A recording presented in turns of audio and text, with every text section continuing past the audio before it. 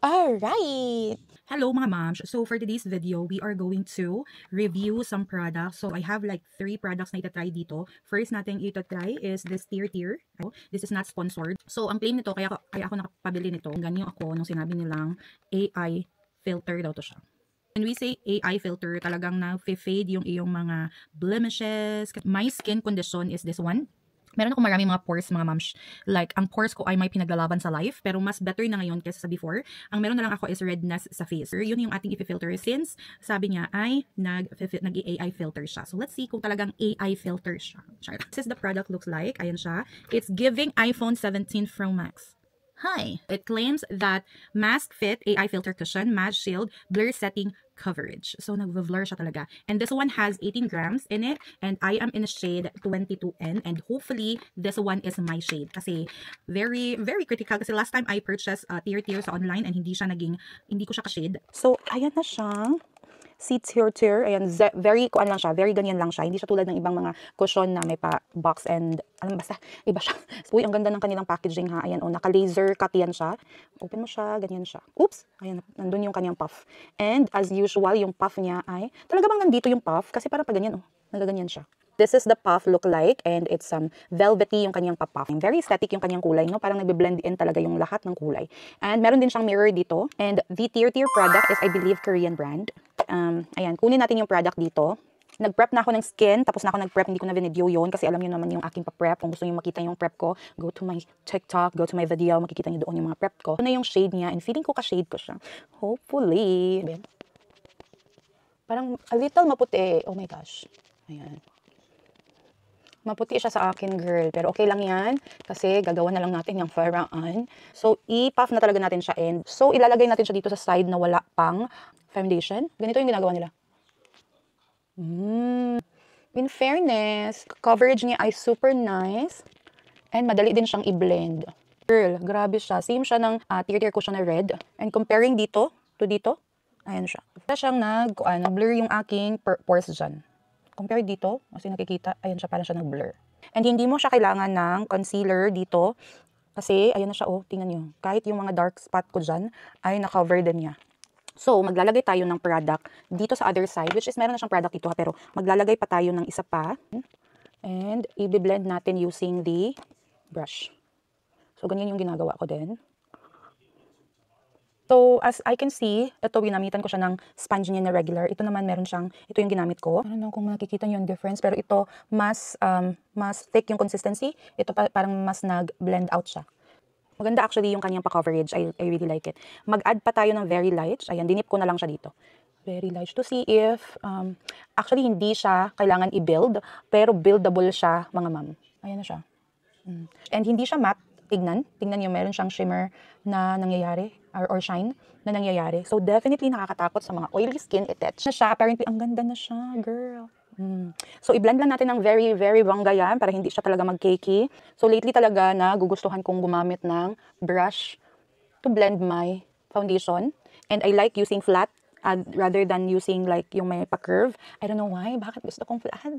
Kasi flat din ako. Ay, sure lang. Hindi ko alam. Okay, so ayan na siya with the foundation. So, tapusin ko lang yung aking makeup and then I will be back with the other product na din na ilalagay natin. So, naglagay lang ako nitong favorite ko siya before ako maglagay ng powder sa mukha ko. Ayan siya. So, ito na yung ating final look for today. Ayan siya. So, apparently, ayan yung ating makeup. O, diba? And yung pores ko, medyo nakikita pa siya ng konti, pero okay lang yan, kasi ganyan naman talaga, wala naman talaga perfect. Pero, ayan siya, maganda yung kanyang set sa aking mukha, flawless siya, maganda siya, and I would give this for now a big thumbs up. Sasabihin natin na AI effect, talaga nagbibigay siya ng AI effect. Ayan siya.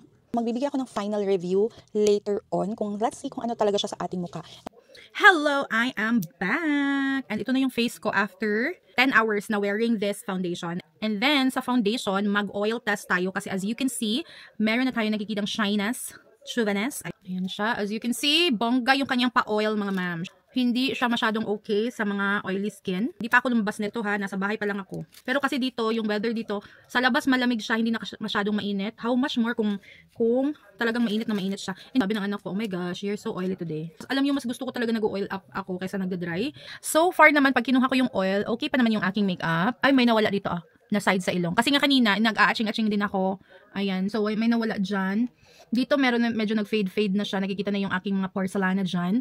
And dito din. So, parang nag-fade-fade ng konti. Ayan siya. Pero hindi pa ako ito nag-retouch. Hindi ako nag-retouch. And ito pa lang yung first na oil check ko. Ay, meron pa talaga, girl. Meron pa, girl. Ayan siya. Papers. Ang naubos ko for my oil.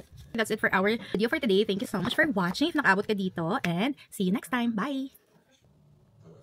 Hi mga ma'am, so natapos ko na yung aking makeup na totally tapos kasi meron pa tayong ipapakita na i-review natin today. So this would be our part 2 ng ating video. So ang ipapakita ko sa inyo today is itong curler. Ayan siya. So ako talaga, I'm struggling to find curler. Ang pinaka ginagamit ko ngayon talaga, inuubos ko na siya actually, is itong Kill Lash na Clio na eyelash na mascara. But today we are going to review this curling curl fix na 1-1 from Etude. So ang sinasabi nito or kiniklaim nito is meron siyang long-lasting effect, like 24 hours. Like when you buy this one, it looks like that. So 2-in-1 siya. Meron siyang mga other options like yung black. Hindi ko alam kung ano yung difference nila. Pero ito yung pinili ko kasi I love pink. Bakit ganito yung packaging? Like, bakit ganyan? I'm not really sure. But yeah, so it looks like that. Ayan siya. In fairness, maliit yung kanyang wand and I like maliit kasi nga I don't have a lot of hair. And itry na natin.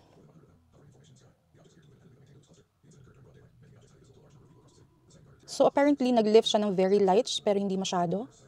Pero I don't expect really na mag-lift siya kasi nga 'di ba? Hindi naman tayo gumamit ng curler. Ayan siya. Para siya nag-lift talaga. Meron ako nakikita niya pero meron siyang lifting ng very light. Ayan siya. So I don't know kung nakikita niyo 'yan pero i-zoom natin. Yan yung aking finish. And yung isa is ganyan. Natatakot ako baka kasi mag-smudge siya after. Sayang naman yung makeup ko. Ano kung nakikita niyo? Kung meron siyang difference or what. Kasi dito nakikita ko talaga may difference siya. So, kinuha ko na lang yung ating curler doon. Nakita ko siya sa anak ko. Sa court ng anak ko. Pero, i-curl natin tong isa. Since tapos na tayo dito, i-curl natin to. So, nakalift tong isang to. And, try natin gamitin. Ito siya.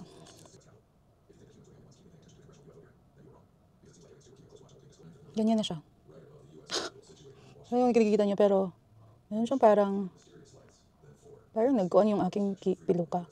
Parang nag-stiff. I don't know. So, ganyan siya. Pag may curl. Ayan. And ito yung isa na parang hindi mo kinurl. Girl. Sa baba, medyo maganda siya. Parang hindi ko siya bet. So, ganyan na siya. So, I didn't like this one, apparently. Ganyan yung aking lash today. And nag-clump siya ng bonggang-bongga. Hindi ko alam anong gagawin ko sa kanya. Pero hindi ko nagustuhan yung aking pa-lash. Sa totoo lang, ha? Ayan siya. I would say, for now, hindi ko siya nagustuhan. Hindi siya nakaka-wow effect. Siguro gagamitin ko siya next time, baka kasi ngayon lang to. So, tapos na tayo sa ating pamata. Ayan siya. So, we'll go for part 3. Okay, yung ating mascara naman, ayan siya, nag-smudge siya sa ilalim. Ng very light lang naman siya. Ayan. For this one, I would rate this one 3 out of 5. Maganda naman siya. Siguro, gagamitin ko siya next time. Yung parang, I don't know, kailan ko siya gagamitin kasi nagka-clamp talaga siya. And talaga ang tigas ng kuan ko ha. In fairness naman sa kanya ha. Para siyang kuan dyan, tigang. That's it for our video for today. Thank you so much for watching. If nakaabot ka dito. And see you next time. Bye! This is from Maybelline Glaze na Oil Balm lipstick. And ito ay i-review natin. And I have 2 colors dito. Ang colors na binili ko is itong 004 Cherry and itong 007 Berry Haze. And I am going to try to use this one first. Dahil, uy! Yun lang. Like wala siyang something na i-cover or something. Pag bili mo, yun na siya. But anyway, ito yung itsura niya. Ayan siya. Very simple lang ang kanyang packaging.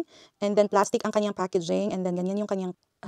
okay, ganyan siya kadami. Medyo madami siya. Tignan natin yung kanyang shade. Ayan. Ayan yung kanyang shade. And I love that color. Ayan siya. So, ilalagay na natin siya sa ating lips.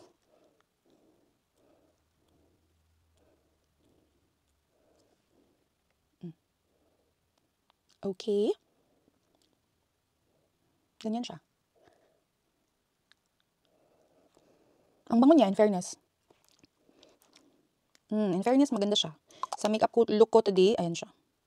Para siyang pinkish tone. Ayan siya, oh.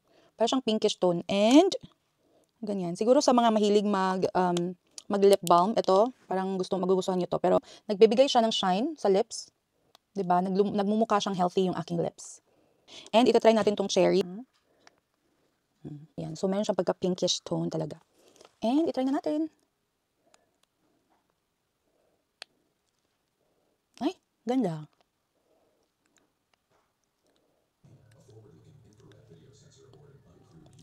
Ay, parang bet ko si cherry.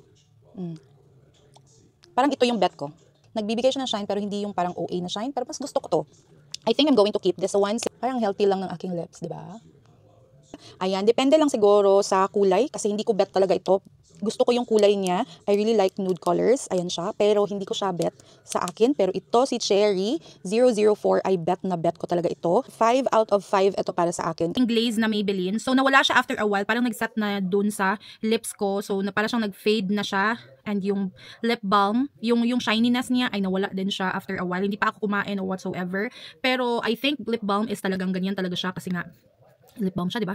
Expected na talaga na mangyari yon. So, it's okay, it's fine. I'm still gonna use this one and I'm still gonna rate this one as, I would say 4.8 over 5 kasi gusto ko siya eh. Ayan siya. So, I can definitely use this one, especially if I have like dry skin. That's it for our video for today. Thank you so much for watching if nakaabot ka dito and see you next time. Bye!